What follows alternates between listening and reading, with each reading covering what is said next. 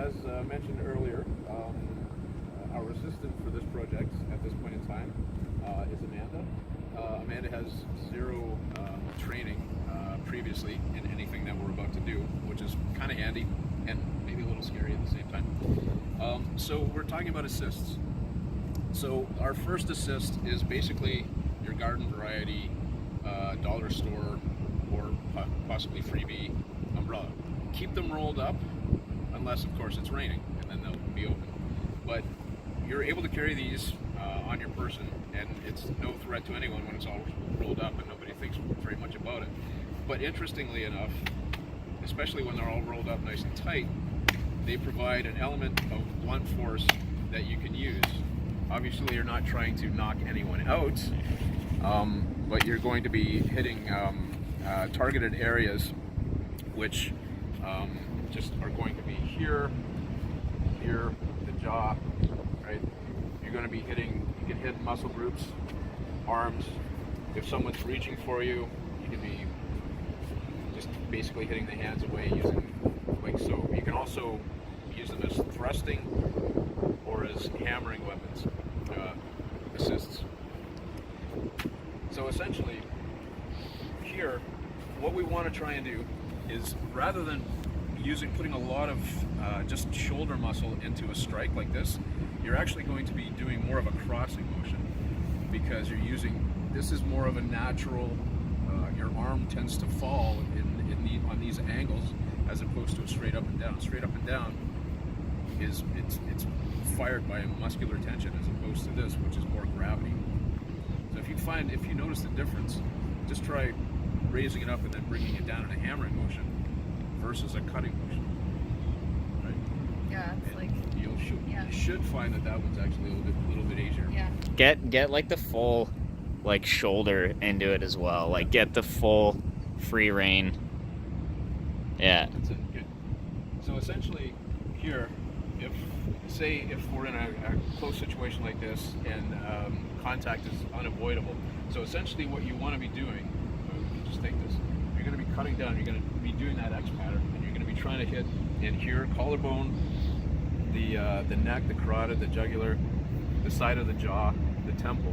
Okay, so those are basically your strike areas on a high level, right? So basically you're going to be thinking about coming in here, coming in here, coming in here, right? And the rebound is obvious, you know, it's going to be on the opposite side, right? So just, this is the motion that you want, Yeah. and try to do it as strongly as you can, right? Think about that targeting area. Yeah. You're obviously not going to hit me. No. but Oh, I didn't know that. Yeah, so you're just going to come in, bang, right?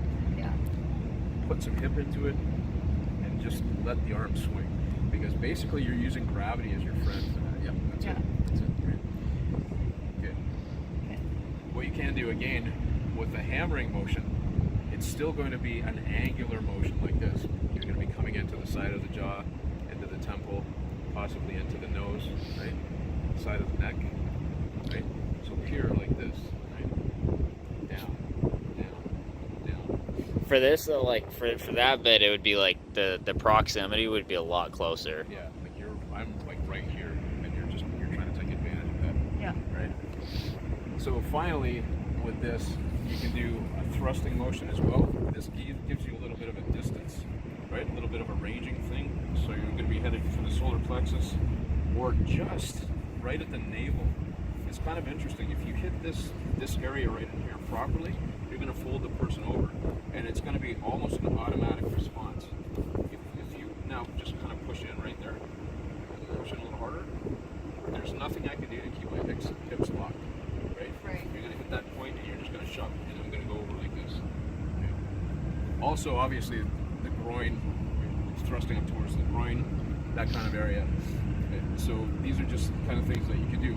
Finally, last but not least, essentially you can just flip it off and then just extend it and just shove it right in. Right? Boom. I'm going to back off or get jammed up. You're going to just drop it and run. Right? Yeah. You don't want to hold on to it. Yeah.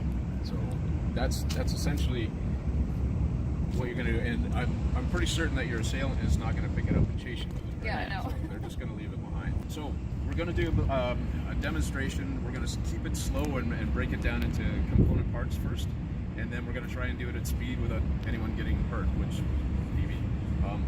So essentially what you want to do, and as Amanda's doing, as she extends the umbrella and she's ready to, so just pop that off, she's going to step forward with the same leg as the hand that she's extending, which puts her in a position then to be able to turn and run when she does the ejection and gets that right into my face. So I'm here, she ejects, boom, I flinch, she drops, and she's in a position to already be turning and running.